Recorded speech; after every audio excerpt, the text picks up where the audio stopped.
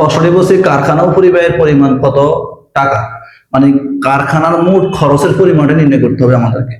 তাহলে আমাদের এখানে উদ্দীপক কি বলছে দেখি, বলছে একটি পণ্য উৎপাদনে কাঁচামাল ব্যয় 12,000 টাকা। পণ্য কাঁচামাল ব্যয় কত টাকা, মানে হচ্ছে প্রত্যক্ষ কাঁচামাল বা ব্যবহৃত কাঁচামালের ব্যয় কত, 12,000 টাকা। এবং শ্রম ব্যয় কত আছে, শ্রম ব্যয় হচ্ছে মানে প্রত্যক্ষ মজুরি বা প্রত্যক্ষ শ্রম দেওয়া আছে 8,000 টাকা। পরে বলছে কারখানা ও পরিব্যয় মুখ্য ব্যয় 30%। আমাদের বাইর করতে হবে কি কারখানা ও পরিব্যয়। তাহলে আমাদের যদি বলছে কি কারখানা ও পরিব্যয় কার মুখ্য ব্যয়ের কত পার্সেন্ট, এই 30%। তাহলে আমাকে অবশ্যই এখানে মুখ্য ব্যয়টা নির্ণয় করতে হবে। ঠিক কি বলছে, আমাকে অবশ্যই এখানে কি করতে হবে, মুখ্য ব্যয়টা নির্ণয় করতে হবে। তাহলে এখানে মুখ্য ব্যয়ের একটা সূত্র আছে। মুখ্য ব্যয় সূত্র হচ্ছে আমাদের মুখ্য ব্যয়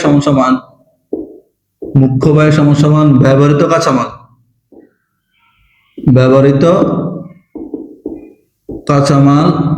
যোগ প্রত্যক্ষ খরচ, এটা হচ্ছে মুখ্য ব্যয়। কি বলছি, মুখ্য ব্যয়ের একটা সূত্র আছে, কি সূত্র, ব্যবহৃত কাঁচামাল যোগ প্রত্যক্ষ খরচ। এখন আমাদের ব্যবহৃত কাঁচামাল কোনটা, এই যে বলছে একটি পণ্য উৎপাদনে কাঁচামাল ব্যয় 12,000 টাকা, এটাই আমাদের ব্যবহৃত কাঁচামাল। লিখলাম ব্যবহৃত কাঁচামাল 12,000 যোগ, পরে কি বলছে শ্রম ব্যয় কত টাকা, 8,000 টাকা। এই যে শ্রম ব্যয় 8,000 টাকা দেওয়া আছে, এটা আমাদের কি প্রত্যক্ষ খরচ বা প্রত্যক্ষ শ্রম। লিখলাম 8,000 টাকা, যোগ করলে কত হবে, 20,000। তাহলে আমরা মুখ্য ব্যয় পেয়েছি কত, মুখ্য ব্যয় আমরা পেয়ে গেছি কত, 20,000 টাকা পেয়ে গেছি। মুখ্য ব্যয় 20,000 টাকা অলরেডি পেয়েছি। এখন আমাদের বলছে কি কারখানা ও পরিব্যয় মুখ্য ব্যয়ের কত পার্সেন্ট, 30%। এখন বলছে কি কারখানা ও পরিব্যয় নির্ণয় করতে বলছে। তাহলে আমরা যদি এই 20,000 টাকা কত পার্সেন্ট দিই, 30% দিই, তাহলে কত হয়, 6,000 টাকা।